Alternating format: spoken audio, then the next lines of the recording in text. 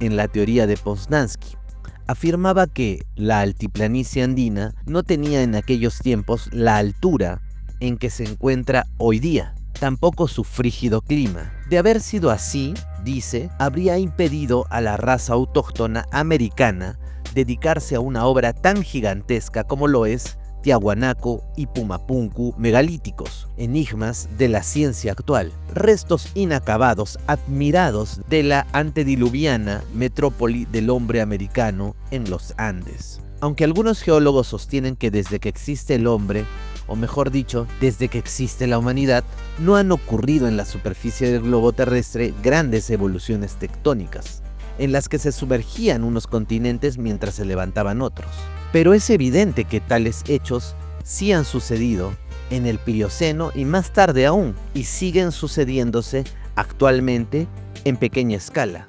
Dice Poznański, hoy vemos cómo los deshielos y los movimientos de masas continentales siguen cambiando rápidamente la configuración terrestre a nivel físico y hasta geopolítico, como el caso del deshielo de Groenlandia, fenómenos provocados por evoluciones geotectónicas. Además, se observa en la superficie terráquea una misteriosa oscilación ondulatoria que tiene por consecuencia la elevación y el descenso de ciertas partes de los continentes actuales. En este mismo continente, América, se ve alzarse notablemente el borde occidental y toda la zona del Pacífico, de Chile y del sur del Perú,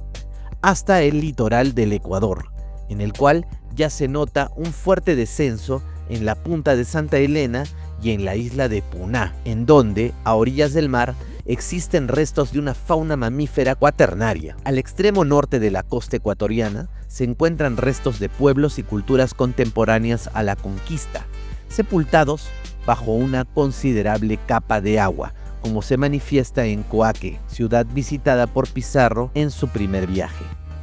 Reiteramos, la parte occidental del continente sudamericano, o más bien dicho, las costas del sur del Perú y las de Chile, presentan, por el momento, como se hizo notar, un movimiento ascendente que lleva consigo las cordilleras con el altiplano andino que se encuentra encerrado en ellas. Las señales de la antigua línea acuática en toda la costa aludida se ven en ciertas partes elevadas a centenares de metros del actual nivel y en otras a menor elevación, habiéndose borrado el vestigio en la parte superior a causa de la erosión. La línea acuática actualmente visible en las alturas de la costa es bastante reciente, pues de otra manera se hubieran borrado sus últimas señales por el continuo cambio de temperatura, viento, agua y otros factores, como ha sucedido en las partes más elevadas. Fuera de estos movimientos paulatinos y lentos, hay otros bruscos que producen fracturas violentas de la corteza terrestre en el espacio de segundos, pero cuyas causas se han preparado algunas veces muchos años antes.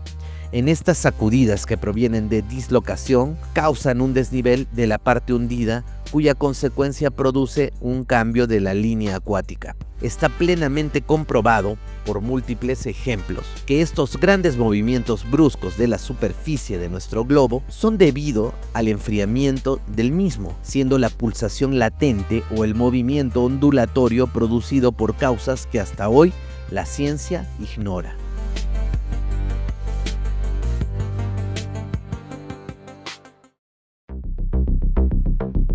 Está fuera de duda que desde el primer destello del pensamiento humano, la parte habitada de la corteza terrestre ha sufrido muchos cambios. Los antiguos sabios de Egipto, Grecia y Roma refieren la tradición heredada desde tiempo inmemorial de sus antepasados, que más allá de las columnas de Hércules, existió un gran continente habitado por pueblos de superior cultura, que bajo manifestaciones sísmicas desapareció. Quedó ya demostrado hasta la evidencia que en el Eoceno había una comunicación terrestre entre la América del Norte y el este de Asia, como también que se extendía tierra firme de la América Central hacia la Oceanía. Los sondajes marítimos a profundidad han demostrado que estas masas continentales se habían extendido antiguamente hacia el sur, hasta la Patagonia, encontrándose la parte más amplia en la región del Capricornio, mientras que en el centro se explayaba un inmenso lago. Es de presumir que este macizo continental existía todavía en el Plioceno, sumergiéndose después poco a poco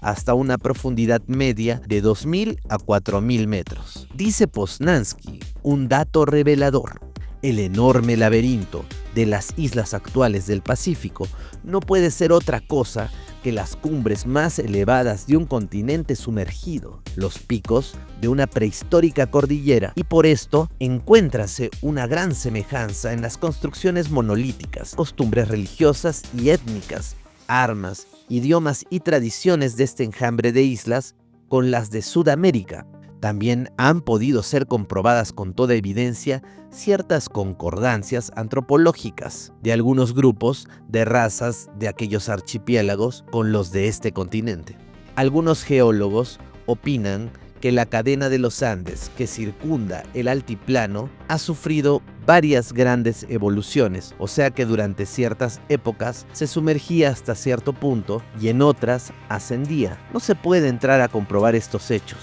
Solo futuros estudios de la geología sudamericana traerán alguna luz sobre ello.